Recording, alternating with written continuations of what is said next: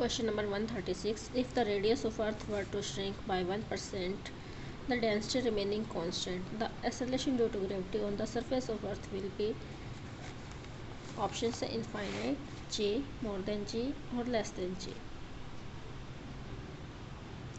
तो सबसे पहले हम सोल्यूशन करते टाइम देखेंगे फॉर्मूला क्या यूज होने वाला है। यहाँ पे जो फॉर्मूला यूज होगा वो होगा g equal to capital G m upon R square. यहाँ पे स्मॉल g जो है ग्रेविटी के लिए यूज किया गया है, capital G universal gravitational constant, m mass of the earth and r is the radius of the earth का हमने यहाँ पर स्क्वायर लिया। अब यहाँ पे फ्रेंड्स जो सबसे पहली चीज़ हमें क्या दी गई है, हमें दिया गया है कि जो डेंसिटी है वो कांस्टेंट है, density remaining constant. That means mass भी कांस्टेंट रहेगा, क्योंकि डेंसिटी जो होती है वो मास अपॉन वॉल्यूम होता है। अगर मास कांस्टेंट है यहाँ से तो ग्रेविटेशनल कांस्टेंट है, मास कांस्टेंट है, जिसका मतलब जी जो है वो डायरेक्टली आर से रिलेटेड है। तो अगर हम फॉर्मूले से देखें तो G is the inversely proportional to the R square. Okay, अब यहाँ पे एक चीज़ और कि हमारी जो रेडियस है वो एक्चुअल रेडियस से 1% डिक्रीज हो रही है। 1% डिक्रीज होने का मतलब है 0.01 आर। तो इतना हमारा एक्चुअल आर था, उसमें से इतना डिक्रीज हो रहा है, तो 0.99 आर हमारा यहाँ पे बच जाएगा। ओके फ्रेंड्स, तो स्टार्टिंग में ग्रेविटी जो थी वो G M upon R square थी, और जो नई ग्रेविटी आएगी after decreasing of radius that will be G M upon में 0.99 आर का स्क्वायर। जब आप 0.99 का स्क्वायर खोलेंगे तो हमें वहाँ पे मिलेगा 0.98 समथिंग, आगे चलेगा तो हम उसको 2 डिजिट तक ही ले रहे हैं 0.98 करके, और ये जी एम और R square as it is हमारे पास आ जाएंगे। अब हम इन दोनों ग्रेविटीज़ का क्या करेंगे, कंपैरिजन करेंगे। तो ये G M upon R square तो हमारा क्या है, जी ही है, तो इसको हम यहाँ पुट करेंगे, G dash equal to G upon 0.98 आ जाएगा। तो जी डैश से जी नीचे आ गया यहाँ पे, और ये बन गया 1 अपॉन 0.98। तो देख सकते हैं जी डैश 1 है, जी क्या है 0.98 है। तो इससे भी हम कह सकते हैं कि जी डैश क्या हो रही है, इंक्रीज हो रही है। क्या हो रही है, इंक्रीज। अब कितना परसेंट इंक्रीज हो रही है, मोर देन जी, हमारा आंसर तो यहीं से आ जाता है, लेकिन कितना परसेंट इंक्रीज हो रही है अगर हमें ये भी चेक करना है, फिर हमें सब्ट्रैक्शन करना पड़ता है उसका। हम जो एक्चुअल जी है उसको जी डैश में से सब्ट्रैक्ट कर देंगे। जी डैश का वैल्यू हमारे पास जी अपॉन 0.98 आया है, माइनस जी सॉल्व करेंगे तो हमें यहाँ से पता चल जाएगा कितना परसेंट हमारा इंक्रीज या डिक्रीज होगा। तो इंक्रीज होगा यहाँ पे बाय 2%। नेक्स्ट क्वेश्चन चलते हैं। नेक्स्ट क्वेश्चन है हमारा question number 137। The correct match is, यहाँ पे 4 ऑप्शंस हमें दिए गए हैं, तो इनमें से करेक्ट मैच बताना है कौन सा होगा। तो यहाँ पे जो राइट आंसर होने वाला है वो हमारा होगा option number 4, heteronereis, a sexual phase of nereis. This is the right, and other 3 1 2 and 3 जो ऑप्शंस हैं वो रॉन्ग हैं। कैसे रॉन्ग हैं उनको भी हम डिस्कस कर लेते हैं एक बार।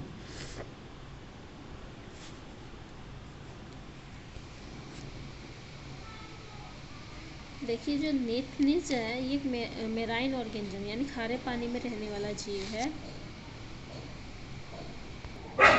जबकि जो इसके साथ ऑप्शन दिया है बोट्रॉइडियल टिश्यूज, ये एक फ्रेश वाटर में पाया जाता है, फ्रेश वाटर ऑर्गेनिज्म में पाया जाता है। उसके बाद हमें कैकिटोपिट्रस दिया है, एक जेनरिक नेम है पार्चमेंट फॉर्म का, और पार्चमेंट वॉर्म जिसका कॉमन नेम है इसका पैडल वॉर्म भी कहते हैं। और इसके साथ हमें दिया है लुगवॉर्म, जो कि एक सैंड वॉर्म है जिसका common name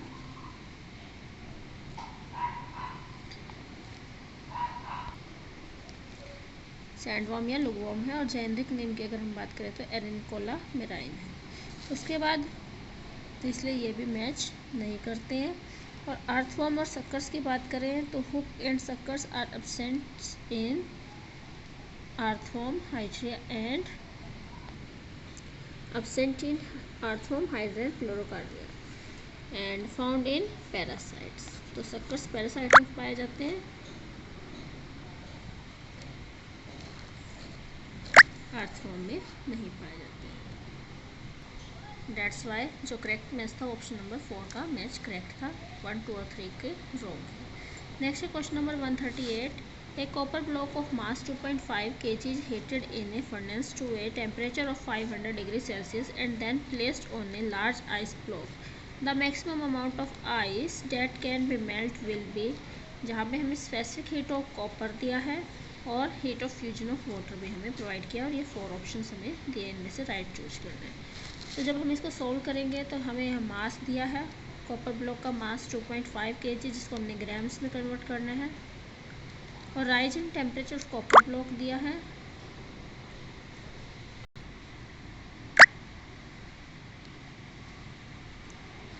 500 degree Celsius, and specific heat of copper है जो हमें प्रोवाइड है 400 जूल था, जिसको हमने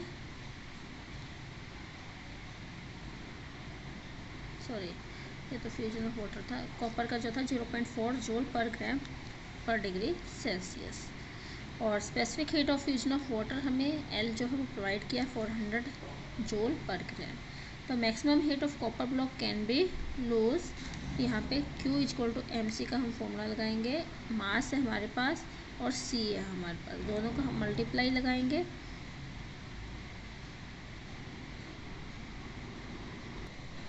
और साथ में राइज इन टेम्परेचर से भी इसका मल्टीप्लाई लगाएंगे तो हमारे पास आ जाएगा 5 लाख जूल। अब late M1G be the amount of ice that melt when the copper block is placed on the ice block. The heat gained by the melted ice Q equal to M1L हो जाएगी, और अगर M1 equal to Q upon L हो जाएगा यहाँ से,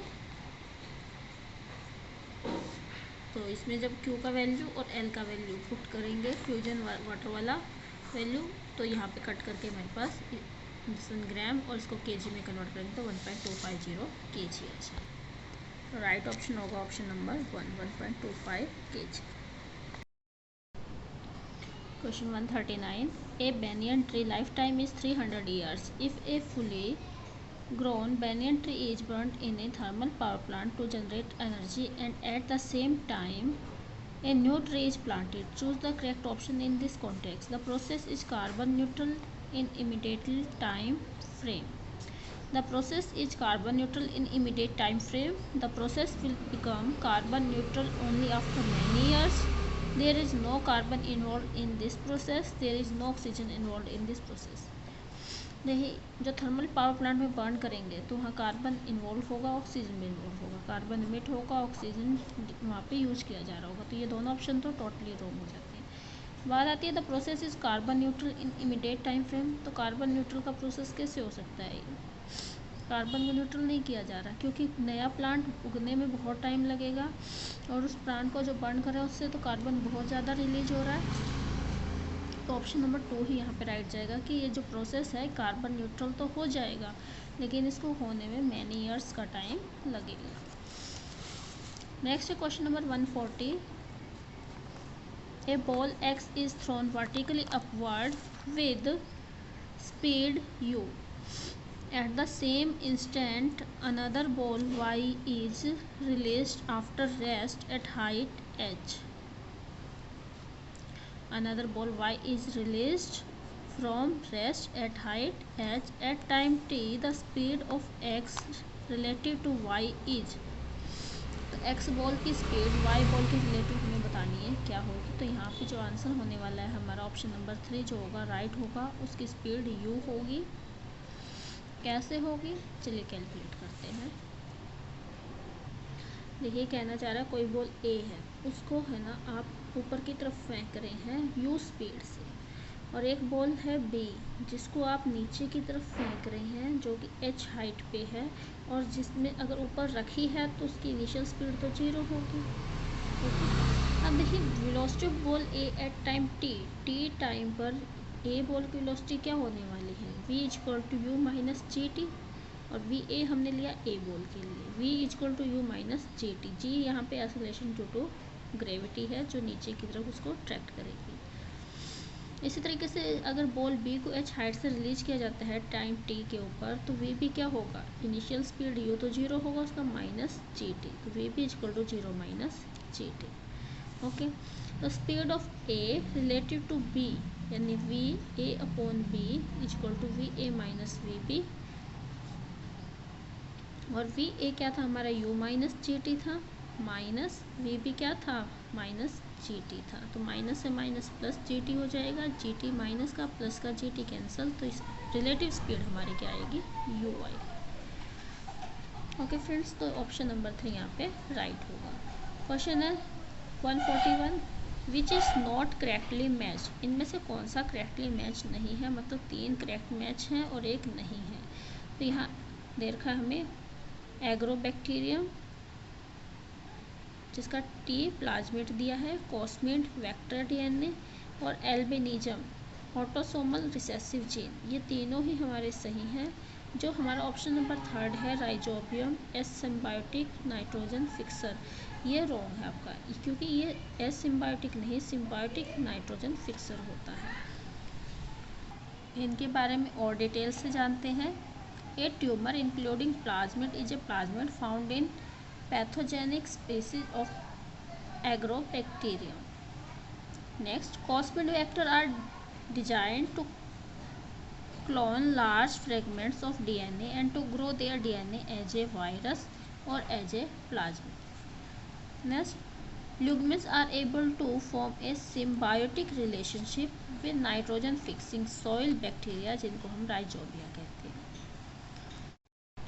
Oculocutaneous albinism OCA, most forms of albinism are inherited in an autosomal recessive fashion, which means that it is passed directly from unaffected parents to their children, यानी कि inherited disease है जो कि melanin की डेफिशिएंसी से होती है।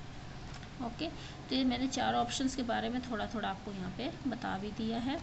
Next है question number 142, which of the following is not one of the 3 primary types of soil based on it's texture. तो प्राइमरी टाइप ऑफ सॉइल नहीं है, हमें ये बताना है, और किसके ऊपर बेस्ड, टेक्सचर के ऊपर बेस्ड। तो यहाँ पे जो लोम होती है वो प्राइमरी टाइप नहीं है सॉइल की, सैंड, सिल्ट और क्ले, ये तीनों ही प्राइमरी टाइप हैं। तो soil can be classified into 3 primary types based on its texture, that is sand, silt and clay. ये इनके पार्टिकल साइज के ऊपर डिपेंड करता है। जो सैंड होता है उसका डायमीटर जो लार्जेस्ट होता है, सिल्ट का डायमीटर मीडियम साइज का होता है, और क्ले का बिल्कुल स्मॉलेस्ट होता है। मैंने इनका यहाँ पे डायमीटर का साइज भी लिखा है। अगर आपका जो सॉइल है उसमें क्ले का जो साइज है, डायमीटर है जो पार्टिकल्स का, वो अगर 0.002 mm से लेस है तो क्ले कहलाएंगे, 0.002 mm से 0.05 mm के बीच में है तो सिल्ट है, और 0.05 mm से 2 mm के बीच में है तो वो सैंड कहलाती है। सॉइल के जो अदर टाइप्स होती है उसमें पेट, लॉम और सलाइन आती है। Lomb soil is mixture of sand, silt and clay, तीनों का जो मिक्सचर है वो लॉम होती है।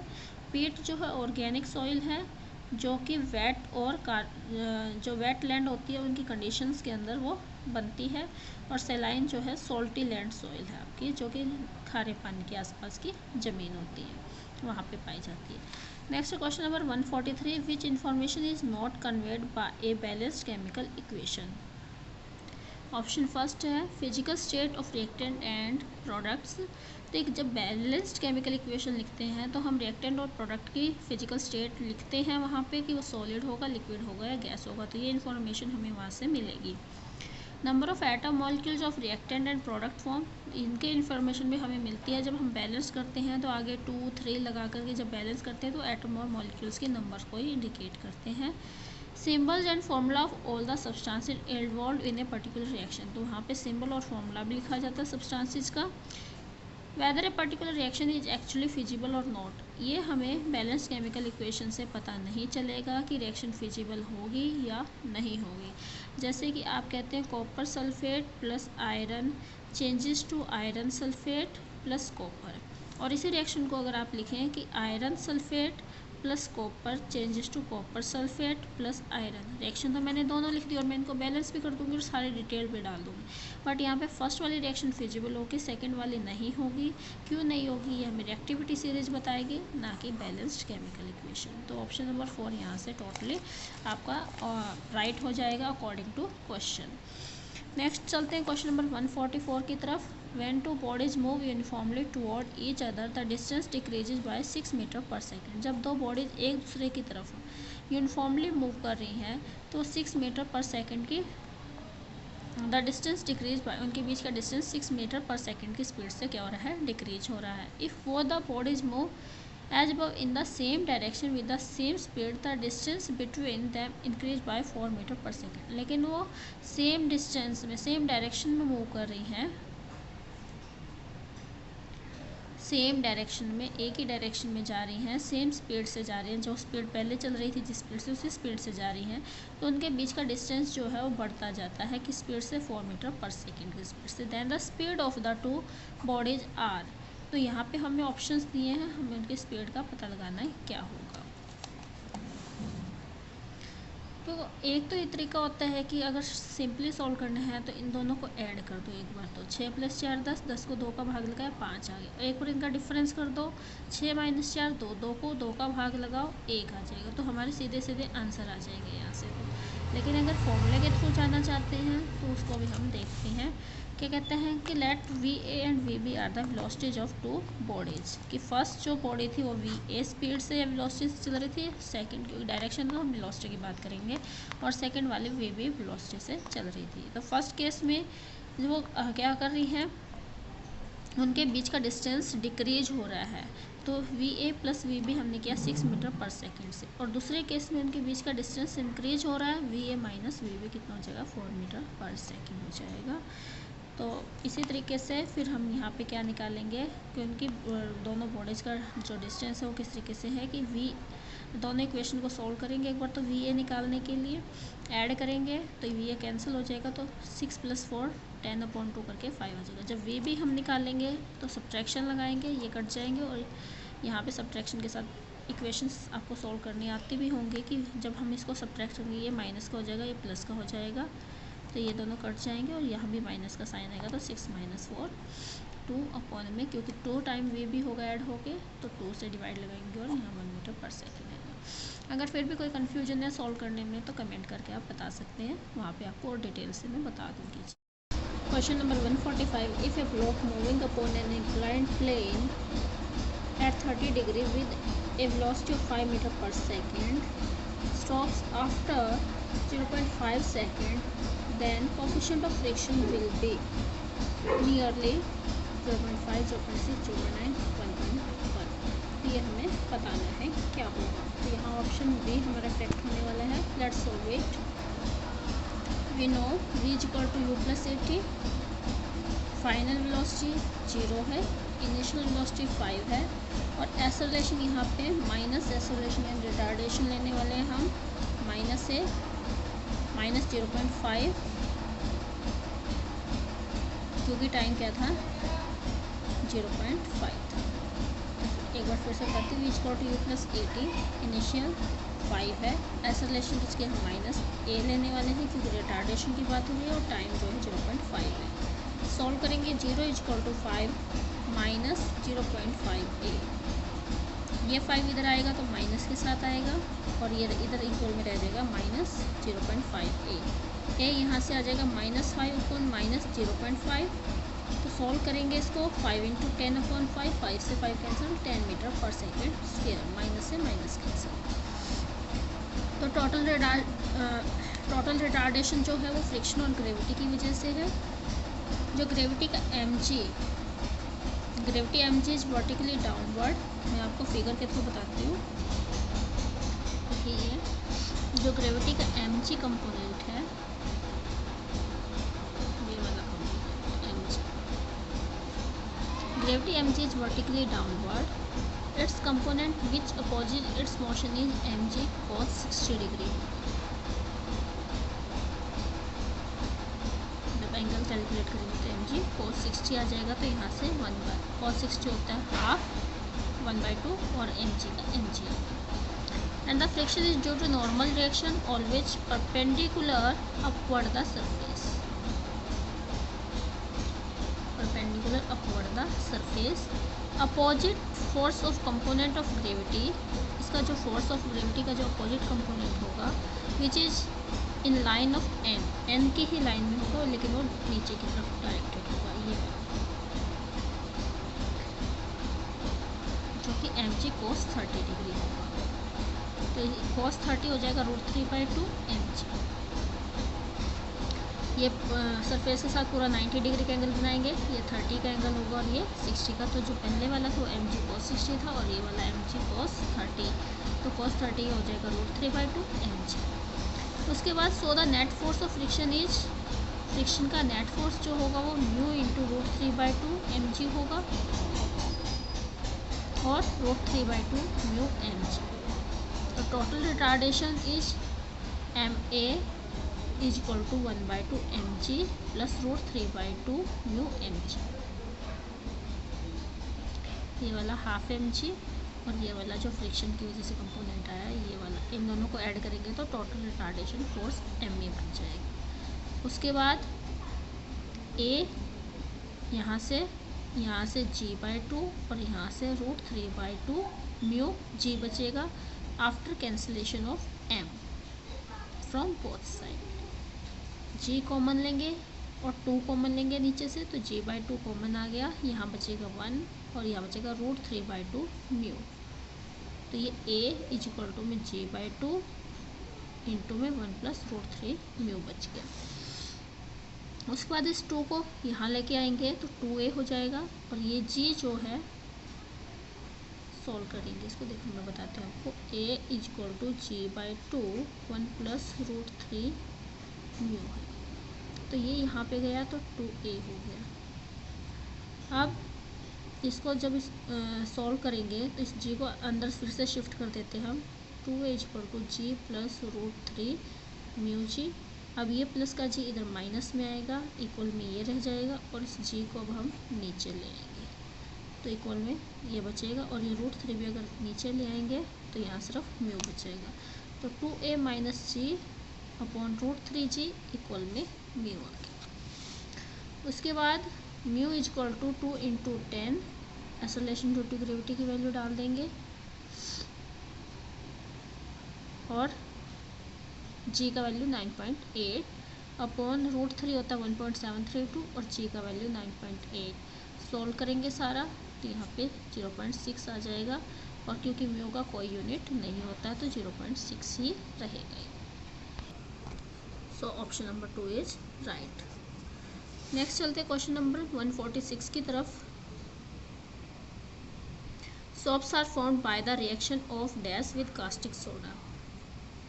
तो कास्टिक सोडा जो होता है उसकी रिएक्शन हम किसके साथ करवाते हैं, तो यहाँ पे एस्टर्स के साथ करवाते हैं। Soap is manufactured with the help of animal fats and caustic soda. तो एनिमल फैट के साथ हम एस्टर लेते हैं यहाँ पे, और जो ऑप्शन है कार्बोनिल कंपाउंड, एल्कोहल, फिनॉल्स और एस्टर। तो ऑप्शन नंबर 4 है हमारा यहाँ पे राइट होगा। देखिए स्पोनिफिकेशन रिएक्शन में क्या होता है, ये ऑयल होते हैं एनिमल ऑयल जिनको COOR जो है एस्टर भी कहलाते हैं, और ये कास्टिक सोडा NaOH है। इनका जब रिएक्शन करवाएंगे तो यहाँ पे हमें ट्राईओल्स मिलते हैं जो कि ग्लिसरीन होते हैं और साथ में हमें NaCOOR यानी कि साबुन मिलता है। नेक्स्ट है question number 147। The amino acid coded by the start codon for protein synthesis is. तो स्टार्ट कोडोन के साथ जो अमीनो एसिड लगे होते हैं वो कौन सा होता है प्रोटीन सिंथेसिस के टाइम पे, मेथिओनिन, ट्राइपेटोफेन, वेलाइन या आर्जिनाइन। तो यहाँ पे आपका मेथिओनिन होता है। Methionine is specified by the codon AUG। AUG जो कोडोन है उसको मेथिओनिन की तरह स्पेसिफाई किया गया है, which is also known as start codon. Consequently methionine first amino acid to dock in the ribosome during the synthesis of proteins.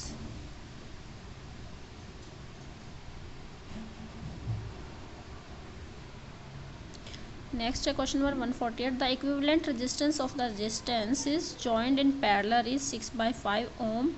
When one of the resistance wire is broken, the affected resistance become 2 ohm. The resistance of wire that got broken was. Options provided है.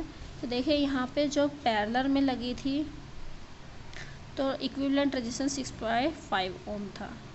एक wire broken हो गई तो resultant जो है वो 2 ओम रह गया. आपको बताना है जो ब्रोकन वायर थी उसका रेजिस्टेंस क्या था. तो पहले हम इसका फॉर्मूला लगाएंगे पैरेलल वाले का 1/R1 + 1/R2. हमें अगर 1/R इक्विवेलेंट निकालना है तो इसको सॉल्व करेंगे एलसीएम लेकर के. तो 1/R इक्विवेलेंट जो आएगा 1/6/5 आएगा, या आप इसको 5/6 भी लिख सकते हैं. ओके, तो 5/6 जो है हमारा आ गया यहाँ से. अब इसी को हम यहाँ पे पुट करके देखेंगे इस वाले के अकॉर्डिंग. तो एक रेजिस्टेंस हमने ब्रोक कर दिया है और सेकंड वाला हमारा क्या रहेगा.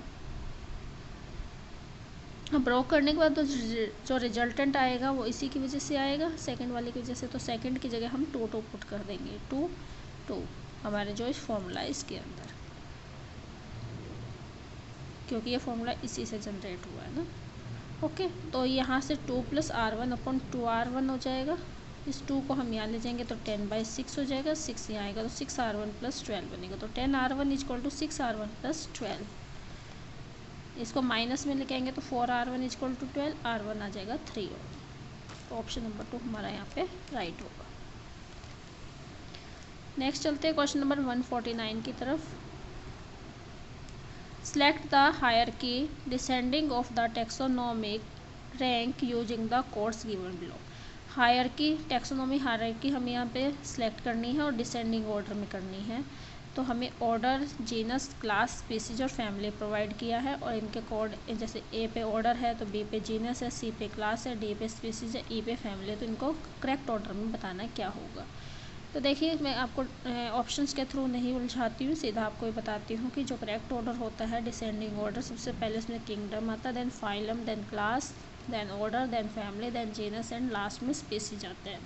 अब देखिए आपका जो क्लास है वो उसका सी है आपका कोड, और ऑर्डर है जो ऑर्डर कौन से नंबर पे है आपका ए पे है. तो इनके नीचे उनके कोड लिख लीजिए और उसी के अकॉर्डिंग आपका ऑप्शन जो है बड़े इजीली फाइंड कर सकते हैं.